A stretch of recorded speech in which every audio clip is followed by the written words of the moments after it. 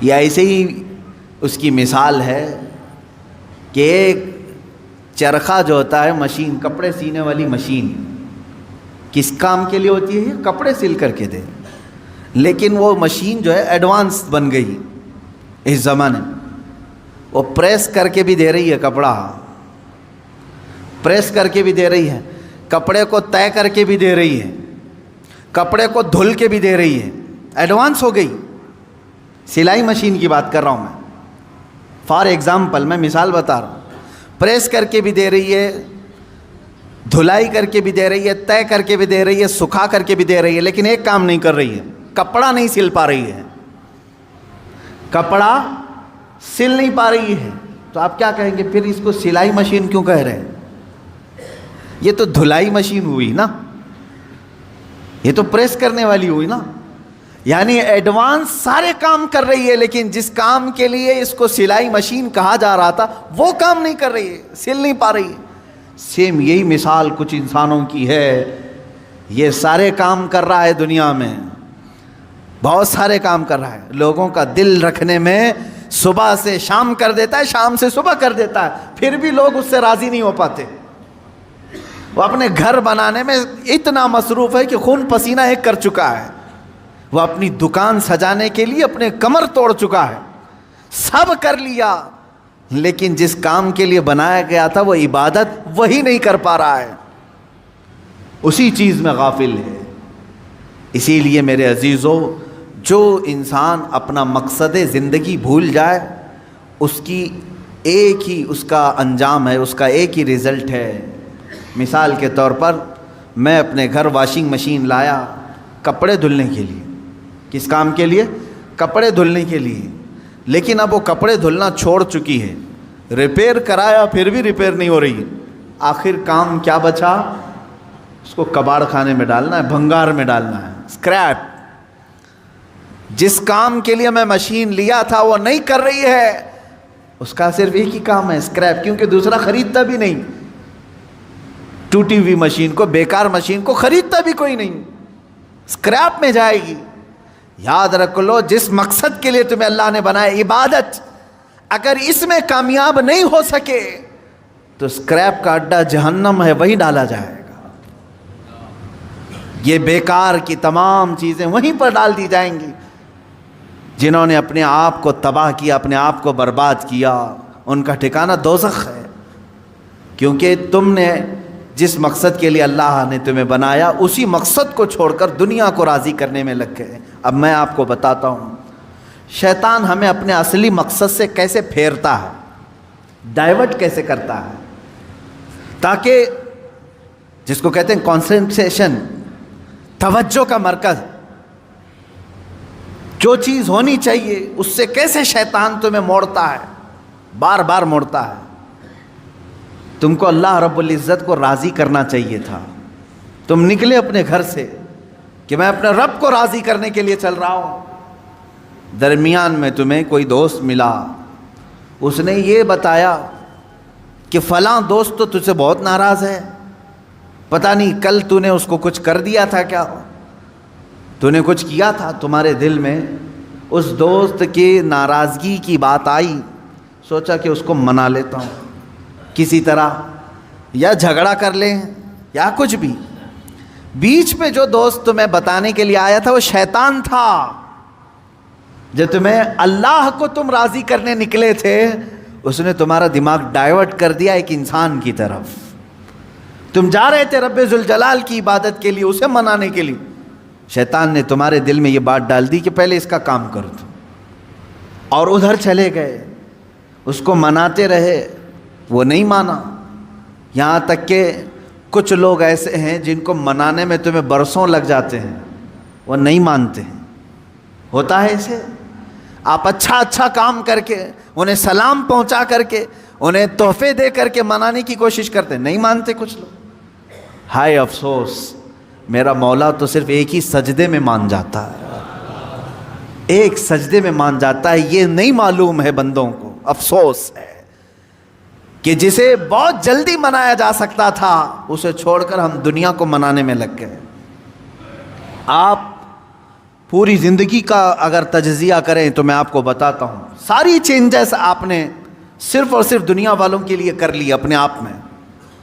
ساری چینجز آپ نے دنیا کو دیکھا، یہ بہت فیشن کر رہی ہے، اور اس طرح سے اگر میں کپڑے پہنوں تو یہ مجھے عزت سے دیکھیں گے، نہیں پہنوں گا تو مجھ سے دور ہو جائیں گے. فیشن چل رہا ہے، پینٹ ادھر سے پھاڑنا ہے، ادھر سے پھاڑنا ہے، پہننا ہے. تو تم نے صرف اور صرف ان کا دل رکھنے کے لیے، ان کے سامنے اپنا اسٹیٹس رکھنے کے لیے اپنے آپ کو چینج کر لیا. شیطان ہے وہ جو تمہیں عیاشی کی طرف لے جاتے ہیں انسانوں کی شکل میں. قرآن پاک میں آپ نے نہیں سنا، اللہ رب العزت نے فرمایا من الجنتی والناس، یعنی وسوسے ڈالنے والے جو شیاطین ہوتے ہیں وہ جنات میں سے بھی ہوتے ہیں، انسانوں میں سے بھی ہوتے ہیں. شیاطین الانس والجن، قرآن میں یہ بھی آیا ہے. انسانوں میں بھی شیطان ہوتے ہیں، جنات میں بھی شیطان ہوتے ہیں. انسانوں میں کیسے؟ تمہارے دوست کی شکل میں آئے گا، کبھی تمہیں پتہ بھی نہیں چلے گا، اور وہ تمہارا ذہن ڈائیورٹ کر رہا ہوگا، تمہیں بھٹکا رہا ہوگا، اور اس کی باتوں پر تم نے اپنے آپ کو بدل لیا. ایک مسئلہ میں آپ کو بتا دوں، شریعت کا مسئلہ، اس سے آپ اندازہ کریں کہ ہم کس قدر شیطان کی پیروی کرتے ہیں اور کتنی جلدی ڈائیورٹ ہو جاتے ہیں. ہمیں منانا چاہیے تھا اللہ کو، کیونکہ وہی ہماری منزل ہے، وہی ہمارا مقصود ہے، لیکن ہر دن ہر لمحے ہم ڈائیورٹ ہوتے جاتے ہیں. اب مسئلہ جو میں بتا رہا تھا وہ یہ ہے، دو مسئلے میں بتاتا ہوں، ایک نماز کا ہے، ایک وضو کا ہے. اکثر لوگوں کی یہ شکایت بھی میرے پاس آتی ہے، استنجا کر کے آئے، پیشاب کر کے باہر آئے، وضو کرنے کے لیے بیٹھے تو ایسا لگ رہا ہے کہ قطرہ ٹپک رہا ہے، یا پیشاب کا قطرہ پھر سے نکل گیا. ایسے کئی لوگوں کو ہوتا ہے، پھر گئے وہ، پھر دھو کر کے آئے، پھر لگا کہ نہیں پیشاب کا قطرہ نکل رہا ہے. یہ اطمینان نہیں ہوتا کچھ لوگوں. حالانکہ استنجا کریں آپ، پورا اس میں استبرا ہے، یعنی کھانس کر کے ہو یا اٹھ کر کے، بیٹھ کر کے، پیر کو موڑ کے، کسی بھی طرح سے آخری قطرہ نکال دیں، یہ ٹھیک ہے. لیکن اس کے بعد آپ وضو کرنے کے لیے آئے، تب یہ وسوسہ آ رہا ہے، پیشاب کا قطرہ نکلا، پیشاب کا قطرہ نکلا. اب کیا حکم کیا ہے آپ کے لیے؟ ایک نمبر 1 یہ وضو کا مسئلہ، اس کا بھی حکم میں بتاؤں. دوسرا مسئلہ سن لیں، نماز. 4 رکعت ظہر کی پڑھنے کے لیے کھڑے تھے، یا 4 رکعت عصر یا عشاء کی، 2 رکعت پڑھے، تیسری رکعت میں کھڑے ہوئے تھے. اب شک ہونے لگا کہ یہ دوسری ہے کہ تیسری ہے. تیسری میں کھڑے تھے، یہ شک ہونے لگا یہ چوتھی ہوگی کہ تیسری ہوگی. ایسا ہوتا ہے بہت سارے لوگ. نماز کا ایک مسئلہ یہ ہے. اب وضو کا ہے، دونوں کا حکم کیا ہے اس سے میں آپ کو اپنی زندگی کے متعلق بتاؤں گا. پہلا والا جو مسئلہ ہے پیشاب کے قطرے کا، پہلی مرتبہ ایسا کبھی ہوا ہے تو جاؤ دھل لو. ایک بار ایسا ہوا کہ پیشاب کا قطرہ ٹپکا ہے یا لگ رہا ہے، جاؤ دھل کے آ جاؤ. پھر ایک مرتبہ ایسا ہوا ہے کہ وضو کرنے بیٹھا ہوں، ایسا لگا کہ پیشاب کا قطرہ ٹپک گیا، جاؤ دھل کے آؤ، اور اتنا حصہ جہاں کپڑے میں لگا اس کو بھی دھل لو. تیسری مرتبہ بھی ایسا ہوا ہے، دھل لو. اب اس کے بعد شریعت کہتی ہے اب نہیں جانا اس کے بعد. اب وضو کے لیے اگر بیٹھو گے، تمہیں لگ رہا ہے کہ پیشاب کے قطرے ٹپک رہے ہیں، ٹپکنے دو. تم پانی لے لو ایک چلو میں اور اس جگہ پر چھڑک دو پانی. پانی وہاں پر اس کپڑے کے اوپر چھڑک دو. کیوں؟ اس لیے کہ کہا گیا ہے کہ بعد میں اگر تمہیں وسوسہ بھی آنے لگے تو یوں سمجھ لو یہ پیشاب کا قطرہ نہیں بلکہ میرا چھڑکا ہوا پانی ہے، میرا چھڑکا ہوا پانی. اچھا ایسا کیوں کرایا گیا؟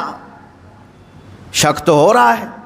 سنیں فقہائے کرام نے فرمایا اے بندے، تجھے عبادت اللہ کی کرنی ہے.